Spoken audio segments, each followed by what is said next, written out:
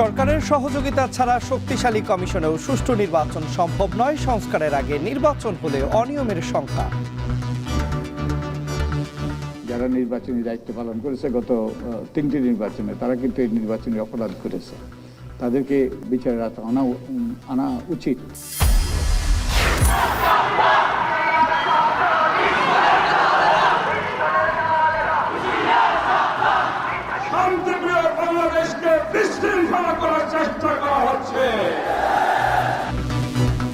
পরিকল্পিতভাবে অস্থিতিশীল করা হচ্ছে দেশ। হেফাজতের সমাবেশে মামুনুল হক আইনজীবী হত্যার জড়িতদের গ্রেপ্তারের দাবি। এই ঘটনার নেপথ্যে যারা রয়েছে, সেই নেপথ্য খুনিদেরকে বের করে মুখোশ উন্মোচন করতে হবে, তাদেরকে বিচারের আওতায় আনতে হবে। রাজধানীতে সরবরাহ বাড়ায় শীতের সবজিতে ক্রেতার স্বস্তি। সামুদ্রিক মাছের দাম কমলেও বাজারে দেখা নেই ইলিশের। একটু বেশি আছে, কারণ হচ্ছে যে শীতকালীন সবজি এতটা বেশি হওয়া উচিত না। চিংড়ি মাছ নিয়েছি 650 টাকা কেজি, একদম ছোট যেটা ওইটা।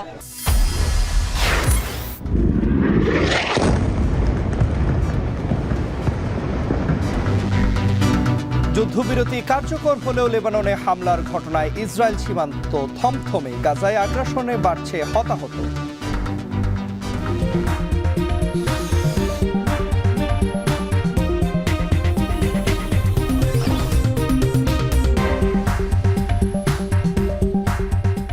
স্বাগত। এখন বিকেলে পুরো আয়োজনে আপনাদের সঙ্গে আছি আমি তন্ময় কুমার রায়। সরকারের সহযোগিতা ছাড়া শক্তিশালী নির্বাচন কমিশনের মাধ্যমেও সুষ্ঠু নির্বাচন করা সম্ভব নয় বলে জানিয়েছেন নির্বাচন ব্যবস্থা সংস্কার কমিশনের প্রধান ও সুশাসনের জন্য নাগরিক সুজনের সম্পাদক ডক্টর বদিউল আলম মজুমদার। শুক্রবার সকালে রাজধানী ঢাকার এফডিসিতে সুষ্ঠু নির্বাচনের জন্য নির্বাচন কমিশন, প্রার্থী ও নাগরিকের ভূমিকা নিয়ে আয়োজিত ছায়া সংসদে প্রধান অতিথির বক্তব্যে তিনি কথা বলেন নির্বাচন সহ সর্বক্ষেত্রে সংস্কার প্রয়োজন। সংস্কার না করেই নির্বাচন হলে আগের পরিস্থিতি তৈরি হওয়ার শঙ্কা রয়েছে বলেও জানান তিনি। এছাড়া গেল কয়েকটি নির্বাচনে যারা কারচুপি সহ অপরাধ করেছে তাদেরকে আইনের আওতায় আনা উচিত। এক্ষেত্রে সবার আগে আইনের আওতায় আনা উচিত পূর্বে গঠিত কমিশনগুলোকে। নির্বাচন সুষ্ঠু করার লক্ষ্যে মনোনয়ন বাণিজ্যের মাধ্যমগুলো চিহ্নিত করতে হবে বলেও জানান তিনি। একই সঙ্গে বলেন নির্বাচন একদিনের বিষয় নয়, শুরু হয় ভোটার তালিকা হালনাগাদের মধ্য দিয়ে। সব নাগরিকদের এনআইডি কার্ড নিশ্চিত করার গেলে সেখান থেকে ভোটার তালিকা প্রণয়ন করা যাবে। আলাদা ভোটার তালিকা প্রয়োজন হবে না বলেও মত দেন তিনি। একই সঙ্গে ডক্টর বদিউল আলম মজুমদার জানান 31 ডিসেম্বরের মধ্যেই নির্বাচন ব্যবস্থা সংস্কার নিয়ে প্রতিবেদন জমা দেবে কমিশন। সরকার মানে কি? সরকার মানে প্রশাসন, সরকার মানে আইন শৃঙ্খলা রক্ষাকারী বাহিনী। তারা যদি সঠিকভাবে দায়িত্ব পালন না করে, তারা যদি নির্বাচনকে বিভিন্নভাবে প্রভাবিত করার চেষ্টা করে, তাহলে সবচেয়ে সুষ্ঠু, সবচেয়ে কার্যকর নির্বাচন কমিশনের পক্ষেও, সবচেয়ে শক্তিশালী নির্বাচন কমিশনের পক্ষেও, সবচেয়ে নিরপেক্ষ নির্বাচন কমিশনের পক্ষেও সুষ্ঠু নির্বাচন করা সম্ভব নয়। যারা নির্বাচনী দায়িত্ব পালন করেছে গত 3টি নির্বাচনে, তারা কিন্তু এই নির্বাচনী অপরাধ করেছে, তাদেরকে বিচারের আওতায় আনা হয়নি এবং বিচারের আওতায় আনা উচিত। সুপরিকল্পিতভাবে দেশকে অস্থিতিশীল করা হচ্ছে বলে মন্তব্য করেন হেফাজত নেতা মামুনুল হক। এ সময় হেফাজতের আরেক নেতা মাওলানা জুনায়েদ আল হাবিব চট্টগ্রামে আইনজীবী হত্যায় জড়িতদের গ্রেপ্তারের দাবি জানান। দুপুরে বায়তুল মোকাররম মসজিদ এলাকায় ইসকন নিষিদ্ধের দাবিতে বিক্ষোভ সমাবেশ শেষে এসব কথা বলেন বক্তারা। মুসলমানদের বিরুদ্ধে কেউ ষড়যন্ত্র করলে আবারও শাপলা চত্বর দেখতে হবে, এমন হুঁশিয়ারি দেন হেফাজত নেতারা। বিস্তারিত দেখুন প্রতিবেদনে। ইসকনের বহিষ্কৃত নেতা চিন্ময় কৃষ্ণ দাসের গ্রেফতারের প্রতিবাদ ও মুক্তির দাবিতে চট্টগ্রাম আদালত প্রাঙ্গণে বিক্ষোভ করেছিল তার ভক্ত সমর্থকরা। এক পর্যায়ে নির্মমভাবে হত্যার শিকার হন আইনজীবী সাইফুল ইসলাম। তার হত্যার বিচারের দাবিতে ফুঁসে ওঠে দেশের সাধারণ মানুষ। ইসকনকে নিষিদ্ধের দাবিতে এবার জাতীয় মসজিদ বায়তুল মোকাররমের সামনে বিক্ষোভ করেছে হেফাজতে ইসলাম বাংলাদেশ। বিক্ষোভ সমাবেশ থেকে হেফাজতের নেতারা অভিযোগ করেন আইনজীবী সাইফুল ইসলামকে হত্যায় ইন্ধন দিয়েছেন শেখ হাসিনা ও তার দল আওয়ামী লীগ। যে সকল হত্যাকারী হিসেবে চিহ্নিত ঘাতকদেরকে গ্রেফতার করা হয়েছে, তাদেরকেই শুধুমাত্র বিচারের আওতায় আনলে চলবে না। আমাদের স্পষ্ট দাবি হলো এই ঘটনা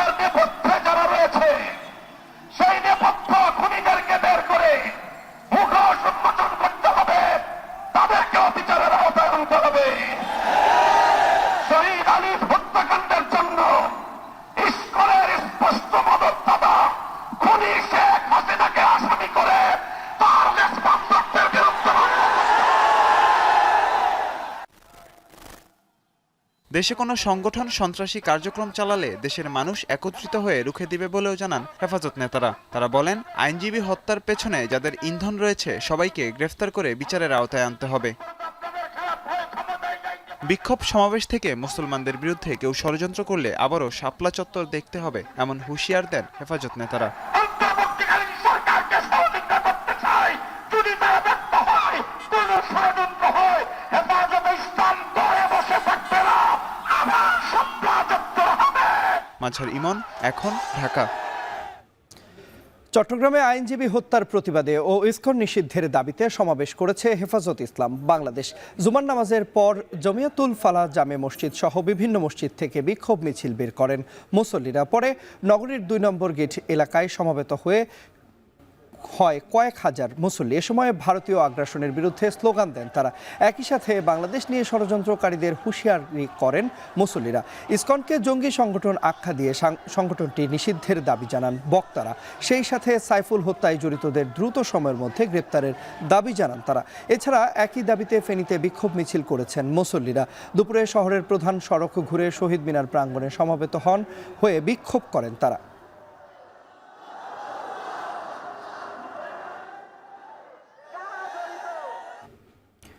সরকারকে বিব্রতকর অবস্থায় ফেলতে দেশ ও বিদেশে ষড়যন্ত্র করছে একটি গোষ্ঠী। আইনজীবী সাইফুল ইসলামের কবর জিয়ারত শেষে এমন মন্তব্য করেন ধর্ম উপদেষ্টা। শুক্রবার সকালে নিহত সাইফুলের গ্রামের বাড়ি চট্টগ্রামের লোহাগাড়ার চুননিতে যান ধর্ম উপদেষ্টা এবং প্রাথমিক ও গণশিক্ষা উপদেষ্টা। এ সময় হত্যায় জড়িতদের ছাড় দেয়া হবে না বলেও হুঁশিয়ারি দেন তারা। কাজী মাহফুজের প্রতিবেদনে দেখুন বিস্তারিত। ২.৫ বছরের তাসকিয়া শুক্রবার আসলেই বাবার কোলে খুনসুটিতে মাতেন এই ছোট্ট শিশু। তবে এবারের শুক্রবারটি তার কাছে একেবারেই বিবর্ণ। অবুঝ তাসকিয়া জানে না আর কোনোদিন বাবার কোলে ওঠা হবে না তার। মঙ্গলবার চট্টগ্রাম আদালতপাড়ায় ঘাতকদের ধারালো অস্ত্র কেড়ে নিয়েছে তাসকিয়ার বাবা অ্যাডভোকেট সাইফুল ইসলামের প্রাণ। শুক্রবার নিহত সাইফুলের গ্রামের বাড়ি চট্টগ্রামের লোহাগাড়া চুনতিতে আসেন ধর্ম ও গণশিক্ষা উপদেষ্টা। প্রথমেই সাইফুলের কবর জিয়ারত করেন তারা। এরপর হত্যাকাণ্ড ইস্যুতে কথা বলেন দুই উপদেষ্টা। ধর্ম উপদেষ্টা বলেন, হত্যাকারী যেই হোক কাউকেই ছাড় দেয়া হবে না। ভিডিও ফুটেজ দেখে ইতিমধ্যেই অনেককেই শনাক্ত করা হয়েছে। বলেন, বর্তমান সরকারকে বিব্রতকর অবস্থায় ফেলতে একটি গোষ্ঠী দেশ বিদেশে ষড়যন্ত্র করছে। অ্যাডভোকেট সাইফুল ইসলাম আলিফের যারা হত্যাকারী তাদের আইনের আওতায় এনে তাদের দৃষ্টান্তমূলক শাস্তি দেওয়া হবে। সেটা ব্যক্তি হোক, সংগঠন হোক, তদন্ত চলছে। দেশে বিদেশে এই গভর্নমেন্টকে বিব্রত করার জন্য একটা গোষ্ঠী তৎপর। তো আমরা কোনো ক্রমেই আমাদের অভ্যন্তরীণ সৌহার্দ্য, সম্প্রীতি, শান্তি, শৃঙ্খলা যাতে বিনষ্ট না হয়, বহাল থাকে, এর জন্য আমাদেরকে অত্যন্ত সজাগ এবং সচেতন থাকতে হবে। প্রাথমিক ও গণশিক্ষা উপদেষ্টা বলেন, বাংলাদেশে হাজার বছর ধরে সব ধর্মের মানুষের সহ অবস্থান, যা কোনোভাবেই নষ্ট হতে দেয়া যাবে না। এই বিষয়টার একটা সুষ্ঠু তদন্ত হয়ে সুষ্ঠু বিচার হবে এবং উপযুক্ত শাস্তি পাবে, এই বিষয়ে সবাই নিশ্চিত থাকতে পারেন। আর সবার প্রতি আমি আহ্বান জানাবো শান্তি শৃঙ্খলা বজায় রাখার জন্য, যেন এই বিষয়টাকে কেন্দ্র করে বিভিন্ন রকম উস্কানিমূলক ঘটনা না ঘটে এবং এতে আমাদের দেশে বিদেশে ভাবমূর্তি নষ্ট না হয়, যেন আমরা ঐক্যবদ্ধ থেকে সব বিপদ মোকাবেলা করতে পারি এবং সামনে এগিয়ে যেতে পারি। পরে সাইফুল ইসলামের বাসায় আসেন উপদেষ্টারা, কথা বলেন তার পরিবারের সদস্যদের সাথে। এ সময় ভরণ পোষণের জন্য পরিবারের সদস্যদের হাতে বিভিন্ন স্বেচ্ছাসেবী সংগঠনের দেয়া নগদ 7 লক্ষ টাকার চেক তুলে দেন তারা। পর্যায়ক্রমে আরও 1 কোটি টাকা দেওয়ার ঘোষণা দেন ধর্ম উপদেষ্টা। এদিকে সন্তানের হত্যাকারীদের সর্বোচ্চ শাস্তি চান নিহত অ্যাডভোকেট সাইফুল ইসলামের বাবা জামাল উদ্দিন। হত্যাকারীরা যতই প্রভাবশালী হোক, তাদের দ্রুত আইনের আওতায় আনার দাবি স্বজনদের। যারা আমার ছেলেকে হত্যা করছে আর যারা ইন্ধন দিছে এদের নেতা সবগুলো ফাঁসিছে। আমাদের ভাইকে যারা হত্যা করছে আমরা তাদের ফাঁসি যাই, আর যারা এর সাথে জড়িত, এই হত্যাকাণ্ডের সাথে জড়িত, তাদেরও দৃষ্টান্তমূলক শাস্তি চাই। মঙ্গলবার চট্টগ্রাম আদালত পাড়ায় চিন্ময় কৃষ্ণদাসের জামিন নামঞ্জুর ইস্যুতে সংঘর্ষে জড়ায় তার অনুসারীরা। এ সময় নির্মমভাবে হত্যার শিকার হন অ্যাডভোকেট সাইফুল ইসলাম আলিফ। কাজী মাহফুজ, এখন, চট্টগ্রাম। ইসকন নেতা গ্রেপ্তারের প্রতিবাদে ভারত বিবৃতি দিলেও জুলাই আগস্টে গণহত্যা ও আইনজীবী হত্যা নিয়ে কোনো বিবৃতি দেয়নি দেশটি। এটি পক্ষপাতমূলক আচরণ বলে মন্তব্য করেছেন বিএনপির স্থায়ী কমিটির সদস্য নজরুল ইসলাম খান। সকালে বাংলাদেশ খেলাফত আন্দোলনের প্রতিষ্ঠাবার্ষিকী উপলক্ষে প্রেসক্লাবে আয়োজিত এক অনুষ্ঠানে কথা বলেন তিনি। নজরুল ইসলাম খান আরও বলেন, দেশকে স্বৈরাচার মুক্ত করার জন্য যারা গুম খুন হয়রানি হয়েছে তাদের রক্তের সঙ্গে বেইমানি করা যাবে না। সঠিক নির্বাচন না হওয়ার পেছনে যারা আওয়ামী লীগকে সহযোগিতা করেছে তারা সবাই দেশের শত্রু বলেও মন্তব্য করেন তিনি। বিএনপির এই স্থায়ী কমিটির সদস্য বলেন, দেশের অর্থ পাচার করে বাইরে থেকে নানা ষড়যন্ত্র করেছে একটি পক্ষ, তাই তাদের প্রতিহত করতে হলে সবাইকে ঐক্যবদ্ধ থাকার আহ্বানও জানান তিনি। অনুরোধ করতে চাই, বহু বছর তারা এই দেশের মানুষকে লুণ্ঠন করে প্রচুর টাকার মালিক হয়েছে। দেশে বিদেশে তাদের অনেক টাকা, দেশে বিদেশে তাদের অনেক সুবিধাভোগী। তারা নানা নামে নানা কৌশলে এদেশে বিশৃঙ্খলা সৃষ্টির চেষ্টা করছে। তারা আমাদের আন্দোলনের সাফল্যটাকে ব্যর্থ করে দেওয়ার চেষ্টা করছে। আমাদের যদি ঐক্যবদ্ধভাবে তাদের প্রতিহত করতে না পারি, তাহলে তারা কিন্তু ওই পরাজয়ের প্রতিশোধ নিয়ে ফেলবে। ফিলিস্তিনকে মুক্ত করতে বাংলাদেশ থেকে সংহতি জানিয়ে রাজু ভাস্কর্য থেকে মার্চ ফর প্যালেস্টাইন পালন করা হচ্ছে। এ বিষয়ে আমরা আরও বিস্তারিত জানবো। সেখান থেকে আমাদের সঙ্গে যুক্ত হচ্ছেন সহকর্মী আতাউর নিয়ন। চলে যাচ্ছি তার কাছে। আতাউর, জানাবেন যে মার্চ ফর প্যালেস্টাইন নিয়ে আয়োজকরা কি বলছেন?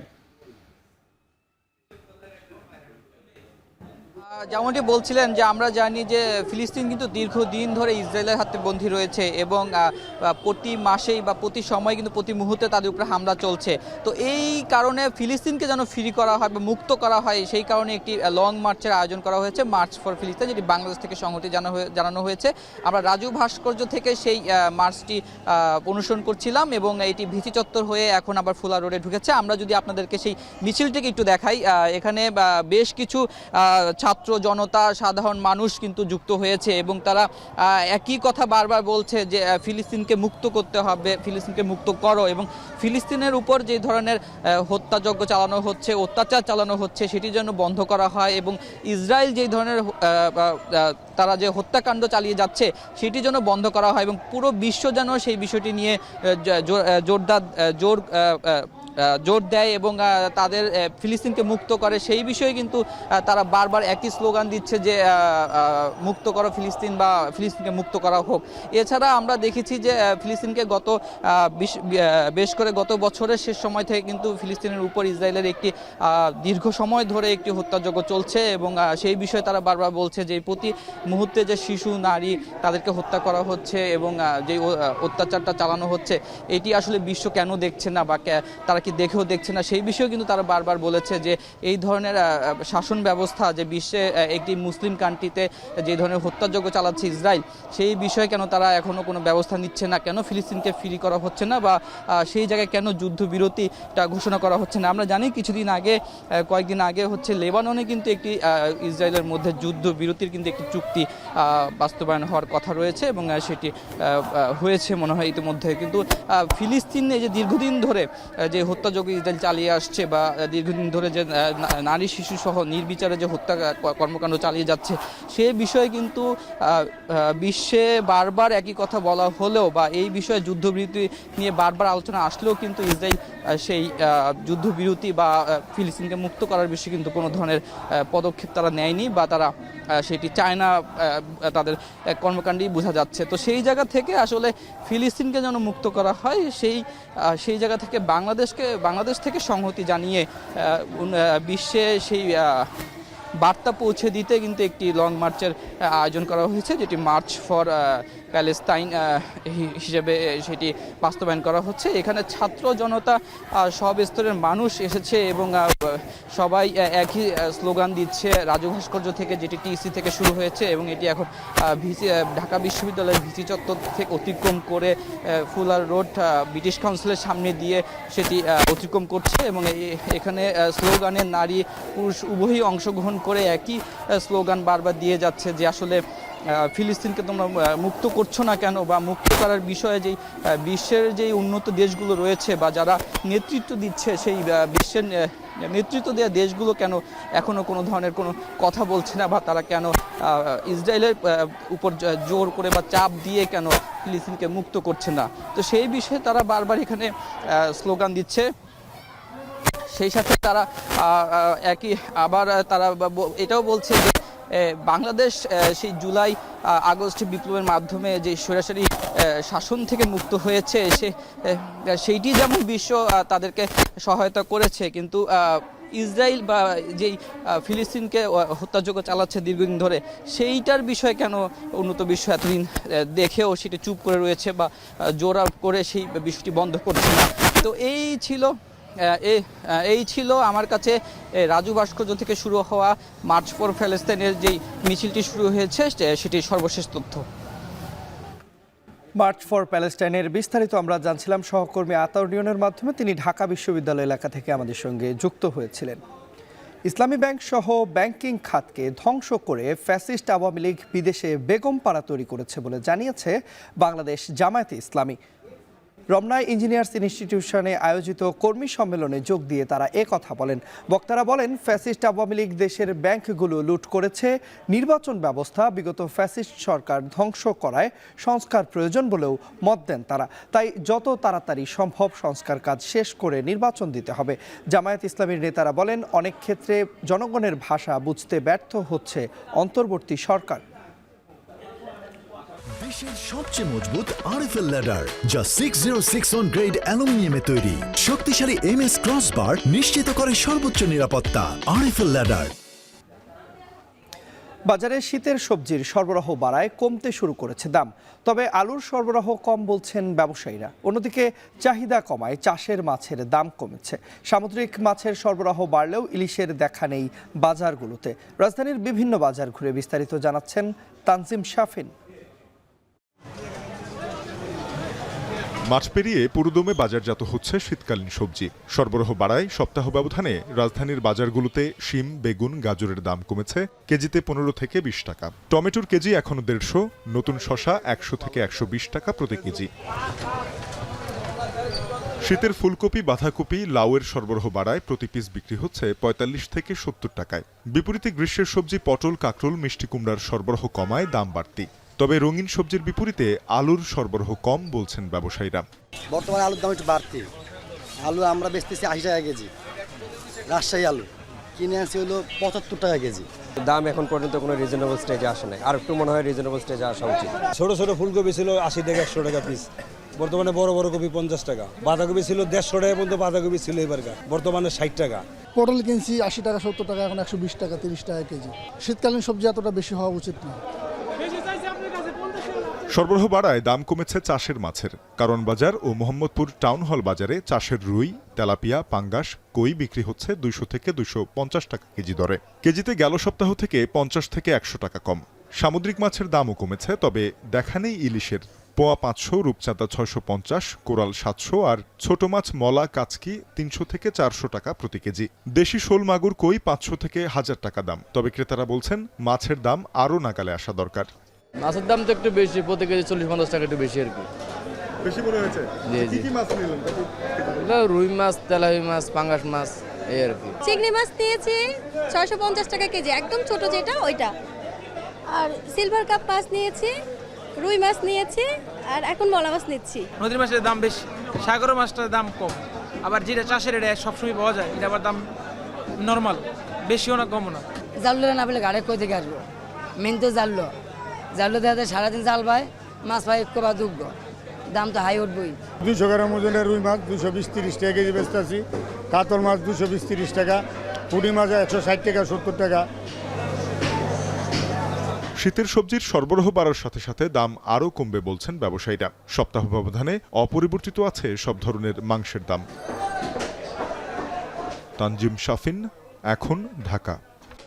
ঢাকার বাসযোগ্যতা কমে আসার অন্যতম কারণ পাবলিক টয়লেট বা গণশৌচাগারের তীব্র সংকট।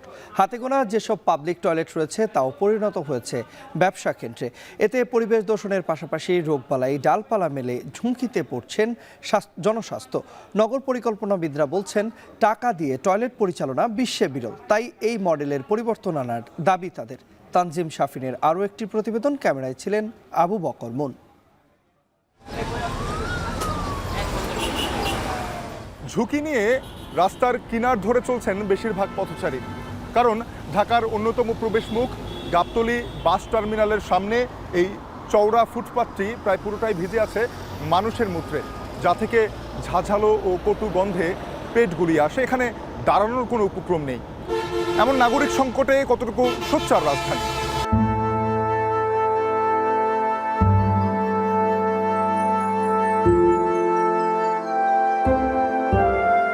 আন্তনগর এ টার্মিনালের ভেতরেও নেই স্বাগত জানানোর পরিবেশ।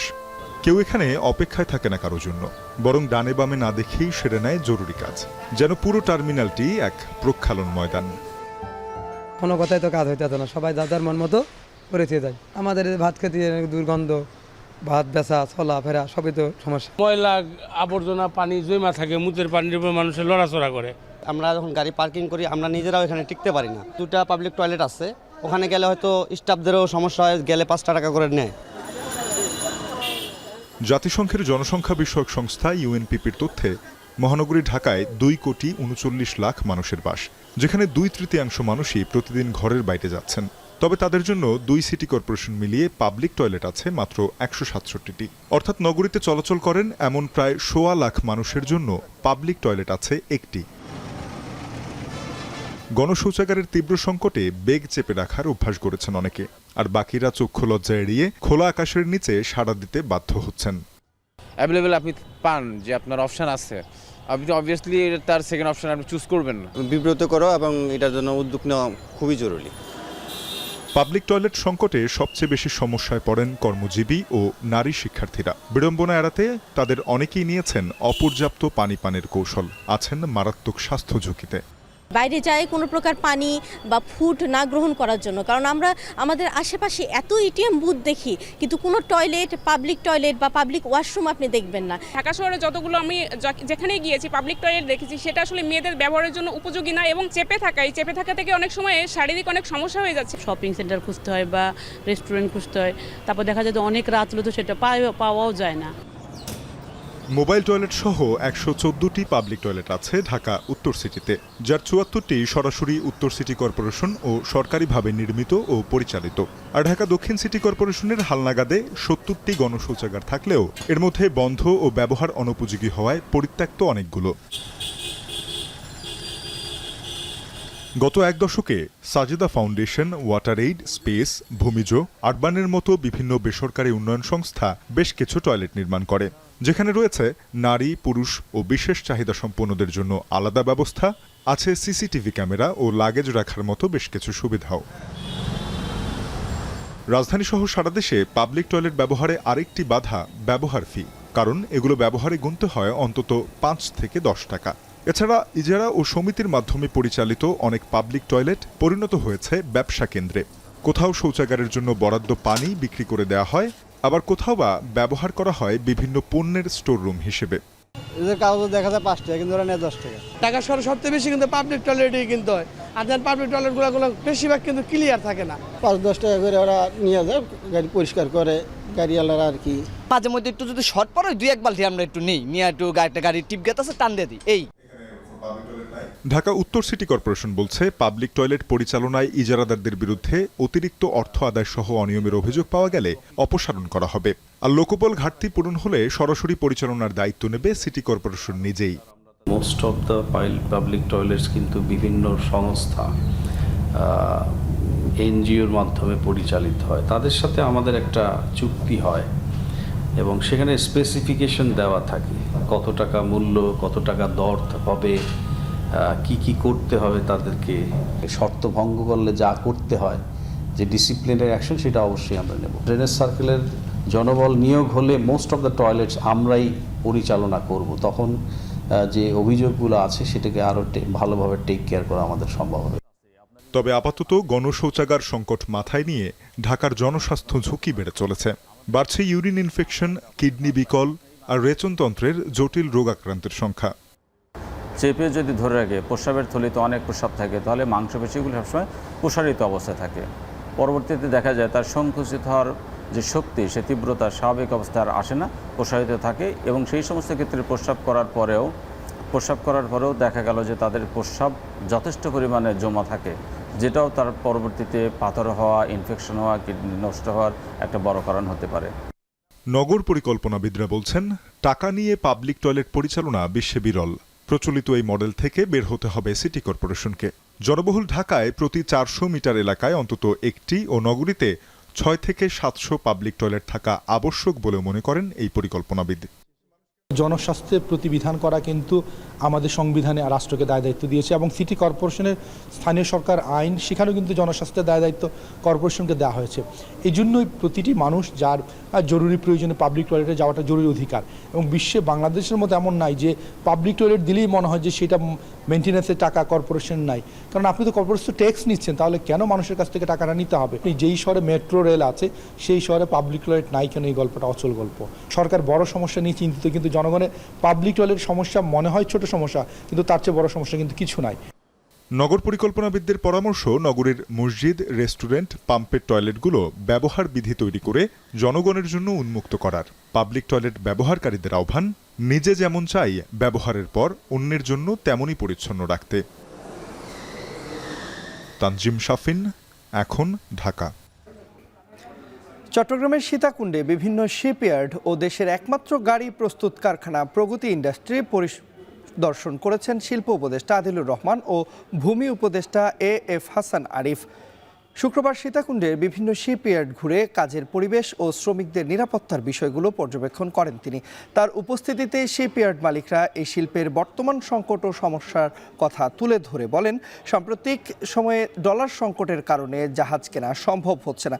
এতে একদিকে তৈরি হয়েছে কাঁচামাল সংকট, অপরদিকে বাজারে পণ্যের চাহিদাও কমেছে।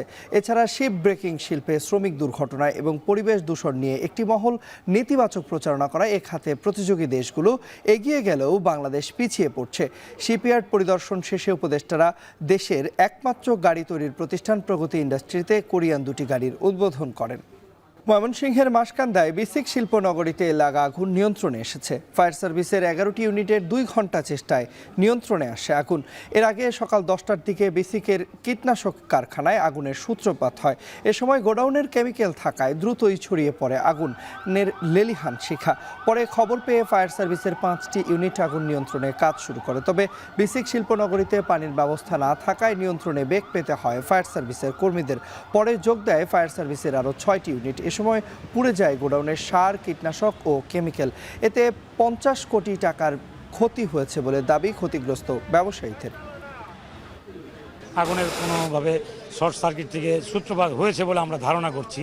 এরা গোডাউন হিসেবে রাখছিল, এগুলো মালই ছিল কীটনাশক আর বালাইনাশক আর সার। একটা বড় যদি এখানে একটা রিজার্ভ পানির ব্যবস্থা রাখতো, তাহলে কিন্তু আপনার এই ক্ষয়ক্ষতিটা আরো কমানো যেত।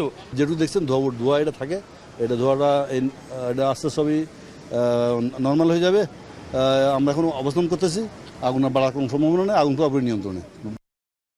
রিটার্ন জমার সময় বাড়ায় আশাবাদী কর কর্মকর্তারা। এনবিআর বলছে, অনলাইনে রিটার্নে অভ্যস্ত হলে টিআইএন জমার ব্যবধান কমবে। মাঝার মাহবুবের প্রতিবেদনে দেখুন বিস্তারিত। গত 22 অক্টোবর ঢাকা, নারায়ণগঞ্জ ও গাজীপুর সিটি কর্পোরেশনের সব সরকারি কর্মকর্তা ও কর্মচারী ও দেশের সব তফসিলি ব্যাংক, মোবাইল ফোন অপারেটর এবং বেশ কিছু বহুজাতিক কোম্পানির কর্মকর্তা কর্মচারীদের অনলাইনে আয়কর রিটার্ন বাধ্যতামূলক করে রাজস্ব বোর্ড।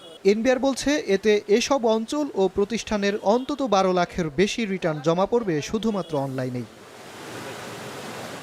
24 নভেম্বর পর্যন্ত অনলাইনে নিবন্ধন করেছেন 12.5 লাখ গ্রাহক। এর মধ্যে ই রিটার্ন জমা পড়েছে 5 লাখেরও বেশি, যা 2023-24 অর্থ বছরে একই সময় ছিল 2,17,000। তবে অনলাইনে রিটার্ন বাড়লেও এ সময়ের মধ্যে মোট রিটার্ন 15 লাখ অতিক্রম করেছে, যা গত বছরের তুলনায় খুব একটা বেশি নয়।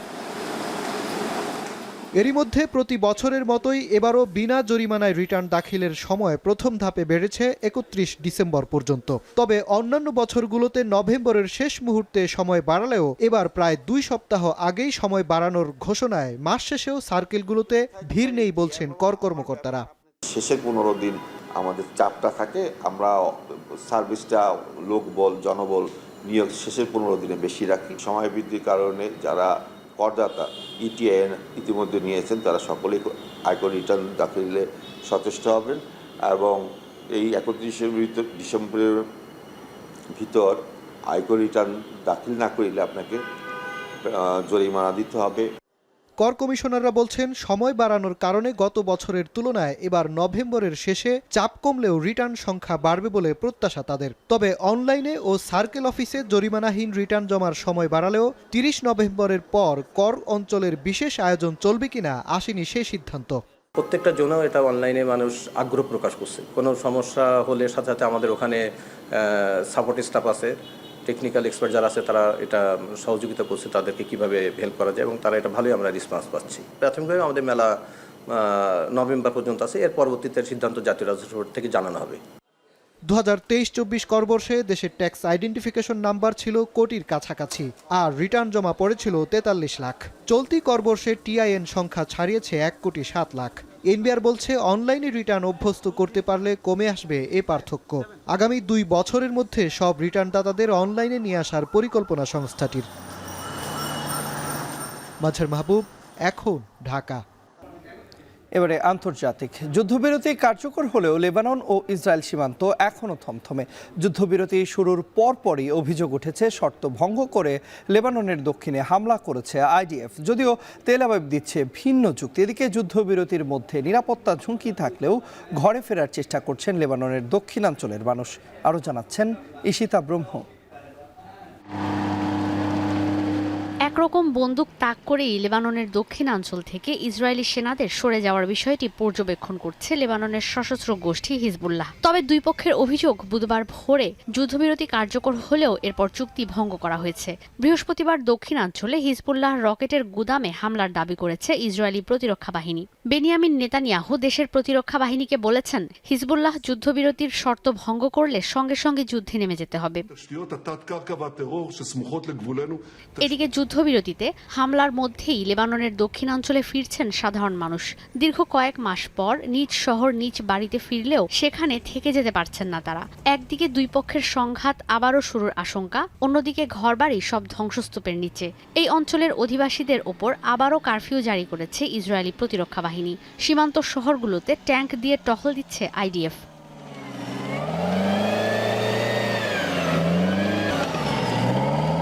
ইসরায়েলের প্রতিরক্ষা বাহিনী জানায়, বৃহস্পতিবার হিজবুল্লাহর মধ্যম পাল্লার রকেটের গুদামে হামলা করেছে তারা। তবে এই হামলা করা হয়েছে লিতানি নদীর আশপাশে, যে স্থান যুদ্ধবিরতির আওতায় পড়ে না। তারা জানান, দক্ষিণাঞ্চলে অনেক যানবাহন প্রবেশ করতে দেখা যায়, সেখান থেকে তাদের ওপর গুলি চালানো হয়। তবে হিজবুল্লাহ বলছে, ইসরায়েল সীমান্তের গ্রামগুলোতে হামলা করছে। এদিকে যুদ্ধবিরতি নিয়ে অনিশ্চয়তার মধ্যেই লেবাননের বৈরুতে স্বাভাবিক হচ্ছে জনজীবন।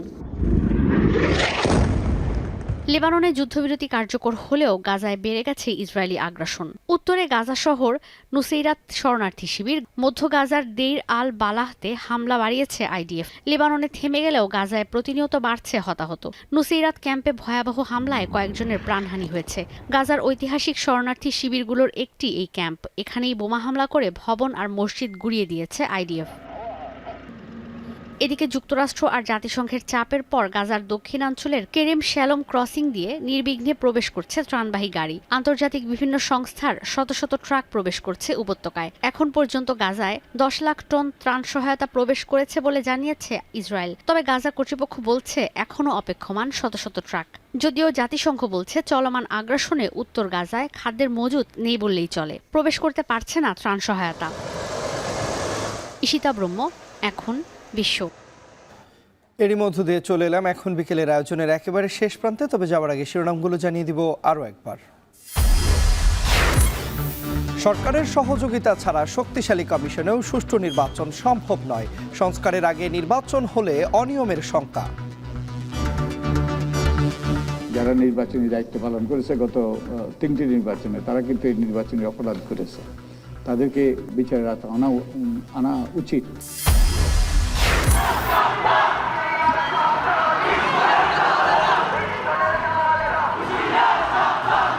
শান্তিপ্রিয় বাংলাদেশকে বিশৃঙ্খলা করার চেষ্টা করা হচ্ছে। পরিকল্পিতভাবে অস্থিতিশীল করা হচ্ছে দেশ। হেফাজতের সমাবেশে মামুনুল হক আইনজীবী হত্যায় জড়িতদের গ্রেপ্তারের দাবি। ঘটনার নেপথ্যে যারা রয়েছে সেই নেপথ্য খুনিদেরকে বের করে মুখোশ উন্মোচন করতে হবে, তাদেরকে বিচারের আওতায় আনতে হবে। রাজধানীতে সরবরাহ বাড়ায় শীতের সবজিতে, ক্রেতার স্বস্তি। সামুদ্রিক মাছের দাম কমলেও বাজারে দেখা নেই ইলিশের।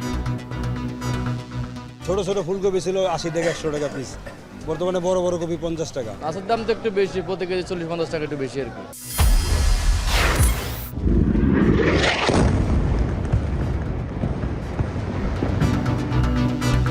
যুদ্ধবিরতি কার্যকর হলেও লেবাননে হামলার ঘটনায় ইসরায়েল সীমান্ত থমথমে। গাজায় আগ্রাসনে বাড়ছে হতাহত।